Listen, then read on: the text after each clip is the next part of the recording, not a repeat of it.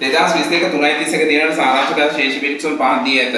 විස්තරය එයාට දීපල පිළිවෙත උපකරණ ඊට පස්සේ 4:1 දිනට සමුච්චය දීපල පිළිවෙත උපකරණ සඳහා පස්සේ විකුණුම් පිරිවැය තොගය වෙනත් ආදායම් වෙනද ලැබිය යුතු දෑ වෙනද ගෙවිය යුතු දෑ මුදල් සහ මුදල් සමාන දෑ ප්‍රකාශිත ප්‍රාර්ථනීය සාමාන්‍ය කොටස් 24 දින රඳවාගත් පියුම් ඊට පස්සේ ප්‍රත්‍යය සංචිතයේ ගොඩනැගිලි වලට පරිපාලන වියදම් බෙදහැන වියදම් මූල්‍ය පිරිවැය වෙනත් වියදම් කියු ආදායම් බදු ඊට පස්සේ ආදායම් බදු සඳහා ප්‍රතිපාදනයේ තියෙන ආරම්භක ශේෂය සහ වන්දි සඳහා ප්‍රතිපාදන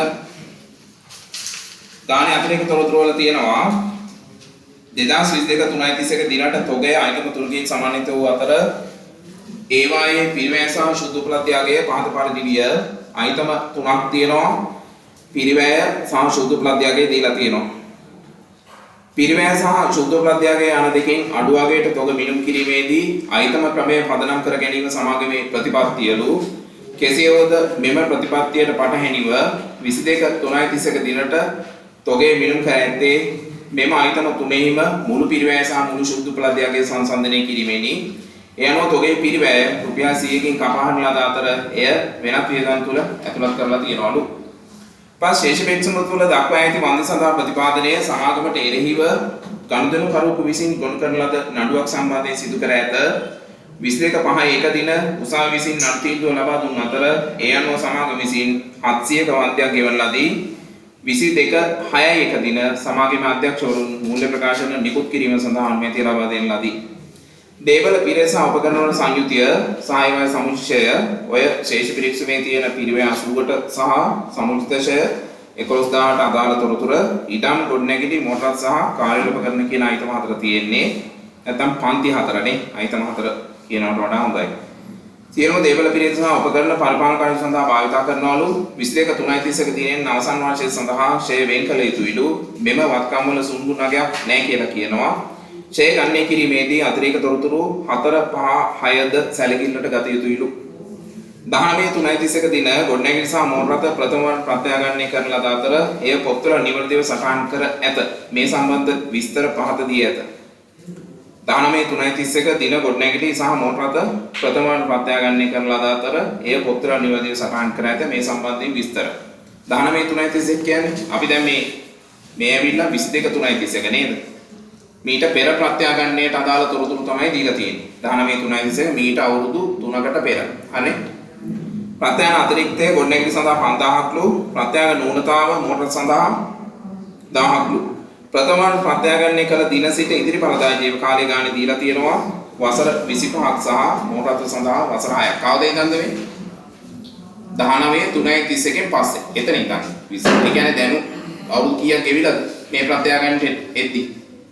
මේ ප්‍රත්‍යාගමනයට එද්දී අවුරුදු කීයක් ගිහිල්ලාද? නැත්නම් මේ ගිණුම් කාලචේතයට එද්දී?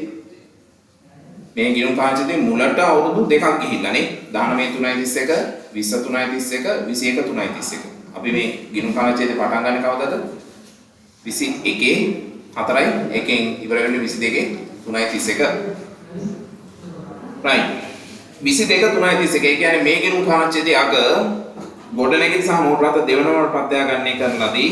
ප්‍රත්‍යාගමන වටිනාකම තමයි දීලා තියෙන්නේ ගොඩනැගිලි සහ මෝටර රථ සඳහා. කෙසේවද ගොඩනැගිලි සහ මෝටර රථ දෙවනවර ප්‍රත්‍යාගමනය කිරීම සම්බන්ධයෙන් කිසිදු ගිණුම් කරන සටහනක් ලබා නොමැත. අපි තමයි එහෙනම් ඒකට අදාළ සටහන් තියන්න ඕන. 19 3:31 පසු ගොඩනැගිලි සහ මෝටර රථ මිලදී ගැනීම හෝ ඉවත් කිරීම සිදු වෙලා නැහැ. එහෙනම් වෙනස්කම් වෙලා නැහැ. වෙලා තියෙනවා නම් එක වෙනස්කම මේ සැරේ තමයි ප්‍රත්‍යාගමනය කිරීම. 21/10 දින කාර්යාල පරිගණක කීපයක් 1600කට විකුණු ලද අතර මෙම පරිගණක 20/10 දින 2000කට මිලදී ගෙන ඇත. සමාගම විසින් කාර්යාල උපකරණ සාමාත්‍රණයට පිරිවැය මත වාර්ෂිකව 120 බැගින් ඡය කරනවලු. මෙම පරිගණක විකිණීමේ ලද මුදල් ගිණුමට හර කර වෙනත් ආදායම් ගිණුමට බැර කරලාලු. මෙම විකිණීම සම්බන්ධයෙන් වෙනත් කිසිදු ගිණුම් කරන සටහනක් තබා නොමැත කියලා කියනවා. 6. ප්‍රාථන වර්ෂය තුලදී දේපල පිරිස සහ උපකරණ ආයතන මිලදී ගන්නා ලද අතර ඒවා නිසි පරිදි ගිණුම් ගත කර ඇත. ගිණුම් ගත කරලා තියෙන්නේ මොනාගේද? ඊටම් අරගෙන තියෙන 8000ක ඡායාපිට මධ්‍යන්තරයක් අරන් තියෙනවා රුපියල් 1500කට ගහස් වලින්. අධ්‍යක්ෂකතුන්ගේ ගාස්තු 1900ක් සහ සාමාන්‍ය කොටස් කරුවන්ට ගෙවු 1100ක අතුරු ලාභාංශ පරිපාලන වියදම් තුල ඇතුළත් කරලා තියෙනවලු. 21/4 දින සමාගම විසින් කල්පද කිවිසුමක් යටතේ ගොඩනැගිල්ලක භාවිතයිතිය ලබා ගන්නා ලදී. මෙම කල්පද්දෙහි විස්තර පහත පරිදි වේ. කල්පද කාලය අවුරුදු 5යි. ගොඩනැගිලි පළදායි ජීව කාලය අවුරුදු 25යි. භාවිතයි සහිත වත්කමේ මූලික පිරිවැය 2750යි. කල්පද වගකීම මූලික වටිනාකම මූලික මිනිම් කිරීමේදී කල්පද වගකීම වෙන විදිහකට කිව්වොත් 2750යි. වාර්ෂික කල්පද වාරිකය 820යි. මේ අවුරුද්දේ අගට ගෙවන්න තියෙන පොලිය 412යි. ඊළඟ අවුරුද්දට පොලිය 350යි. කල්පතු කාලසීමාව අවසානයේදී භාවිත අයිතිය සහිත වත්කමේ අයිතිය සමාගමට මාරු නොවේ. ඒක වැදගත්. ඉරක් ගහ ගන්න ඕන. කල්පතු වාරිකය සෑම වාර්ෂිකම මාර්තු 30ක දින ගෙවිය යුතුයිලු. ඒ අනුව ප්‍රථම කල්පතු වාරිකය 22/3/30ක දින ගෙවන ලද අතර ඒ වැරදීමකින් බෙදා හැරීමේ පිරිවැය තුන ඇතුළත් කර ඇත. මෙම කල්පත සම්බන්ධයෙන් වෙනත් කිසිදු ගිණුම් කරන සටහනක් තබා නොමැත කියලා කියනවා. භාවිත අයිතිය සහිත වත්කමේ වත්කම් සමාගමේ මූල තත් ප්‍රකාශනයේ මූලතේ වෙනම ආයතනයක් ලෙස ඉදිරිපත් කරනවලු. ඒ කියන්නේ දේපල පිළිතුර උපකරණත් එක්ක ඇතුලේ ලියන්නේ නැහැ. ඒක වෙනම ආයතනයක් විදිහට පෙන්වනවා කියලා කියන්නේ. ශේෂ පිරික්සමේ දක්වා ඇති ගෙවූ ආදායම් බදු සමන්විත වන්නේ පසුගිය වර්ෂය සඳහා ගෙවූ 320ක් සහ ප්‍රවර්තන වර්ෂයේ ප්‍රථම කාර්තු 3 සඳහා ගෙවන ලද බදු වලිනි. 22/3/30ක දින අවසන් වර්ෂය සඳහා මුළු ආදායම් බදු වගකීම 1200ක් ලෙස ඇසමේදුගත කර ඇත. අපිට කියනවා 22/3/31 අවුරුද්ද නැත්නම් ගිණුම් කාලච්ඡේදය සඳහා මූල්‍ය ප්‍රකාශන හදන්න කියලා. right. එහෙනම් මේකේ එකකට එකක් සම්බන්ධ ගැළපුම් මොන හරි තියනවාද අතරේක තොරතුරු? ඔව්. 3 4 5 6 සම්බන්ධයි. ඊට පස්සේ තව තියෙනවද මොන හරි? එච්චරයි. එහෙනම් 3 4 5 6 අපි එකට කරන්න ඕන. අනිත් ඒවා තනි ස්වාධීන ගැලපුම් ඒවා තනියෙන් කරන්න පුළුවන්. right. එහෙනම් 22/3/31 දිනට තොග ආයිතම 3කින් සමන්විත වෙලා තියෙනවා. ඒවායේ පිරිවැය සහ සුද්ධ ප්‍රත්‍යයගය පාත පරිදි වුණාලු. දැන් පුතා මෙතන මොකද්ද මේ තියෙන්නේ? පිරිවැය සුද්ධ ප්‍රත්‍යයගයේ කපා හැරීම සඳහා අපිට ප්‍රමිතයෙන් LKS දෙකෙන් තොග ප්‍රමිතයෙන් ඊට දීලා තියෙන ක්‍රමවේද දෙකක් තියෙනවා. මොනවාද? ඔව්.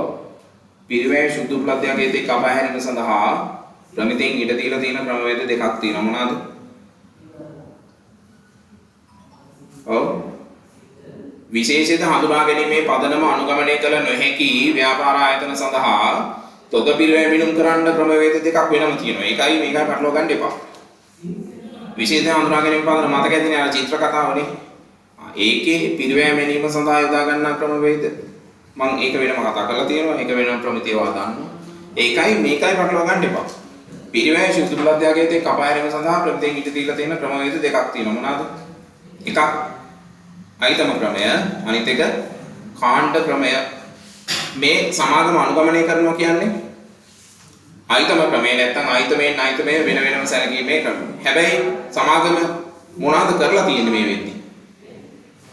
අයිතම ක්‍රමය අනුගමනය කරන්නේ නැතුව මොකද කරලා තියෙන්නේ? මුළු තොග පිරිවැය සහ මුළු තොගේම සුද්ධ ප්ලද්‍ය වටිනාකම බලලා සුද්ධ ප්ලද්‍යයගය 3350 සිට 3250 දක්වා කපා හැරලා තියෙනවා. හරි. ඉතින් 100කින් කපා හැරලා ඒ 100 කොහෙද දාලා තියෙනවා කියන්නේ?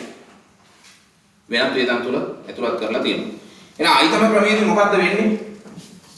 කියන්න බලන්න. අයිතම ක්‍රමයේදී මොකද්ද වෙන්නේ? අයිතම ක්‍රමය මොකද්ද වෙන්නේ?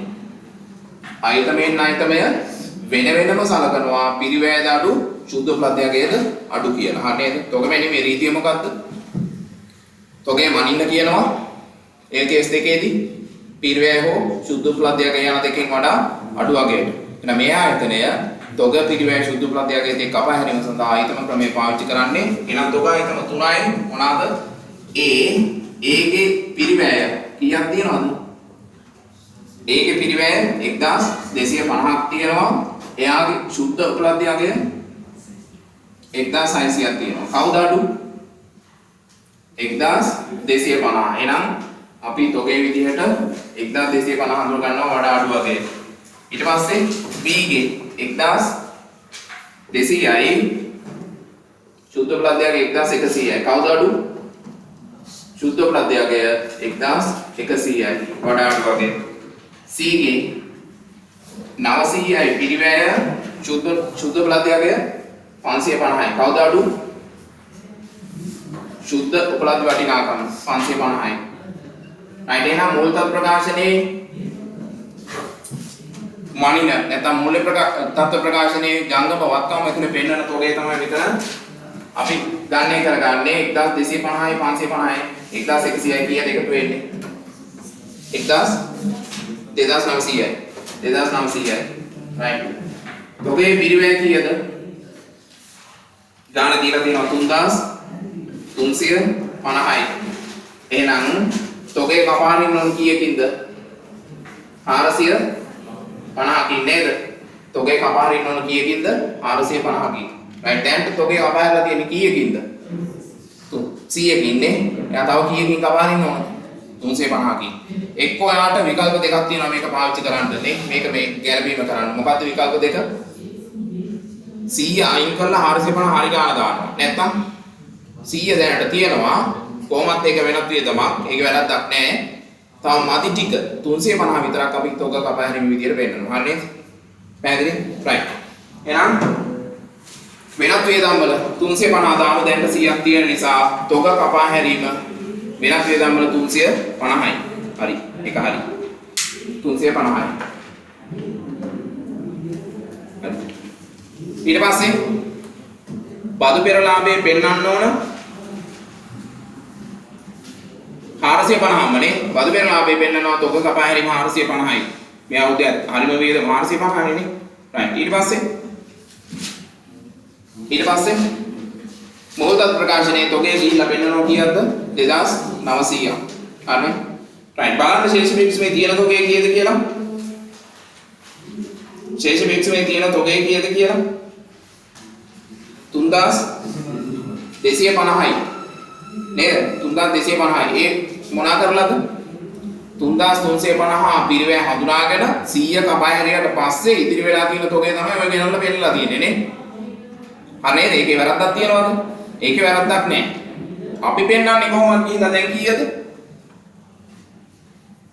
2900 තමයි මොකක්ද ප්‍රකාශනය පෙන්නන්නේ පැහැදිලිද ඒක right එහෙනම් ඔන්න ඒකට අදාළ කාරණාව right හරි ඇයි බදු පෙරලාභයේ පෙන්නන්නේ 450 ඔව් ඒ කේස් දෙකෙන් අනාවරණය පහක් ඉල්ලනවා නේද මොනවාද අනාවරණය පහ මතක් කරමු ඉක්මනට ඔව් ව්‍යාපාරයේ ස්වභාවය හැටියට තොගේ වර්ගීකරණය පෙන්වන්න කියනවා කාලච්ඡේදය තුල වියදමක් ලෙස හඳුනා ගන්න ලද තොගේ පෙන්වන්න කියනවා ඊට පස්සේ ඒ කියන්නේ විකුණුම් පිරිවැය සුද්ධ උපලබ්ධයකට මැනීමේදී වියදමක් ලෙස හඳුනා ගන්න ලද ප්‍රමාණය ඒ කියන්නේ තොග කපා හැරීම ඊට පස්සේ තොග පිරිවැය මැනීමේදී අනුගමනය කරන ලද පිරිවැය සූත්‍ර ඒ කියන්නේ 54WC කියන්නේ කියන්න ඕන ගාන කියලා තියෙනවා නම් ඊට පස්සේ තොගය වගකීමක් වෙනුවෙන් අප තියලා තියෙනවා නම් ඒකට අදාළ විස්තරයක් නේ අනාවරණය කරන්න ඕනේ. එහෙනම් මේ පහ ඇතුලේ තියෙන එකක් තමයි තොගේ කපා හැරීම.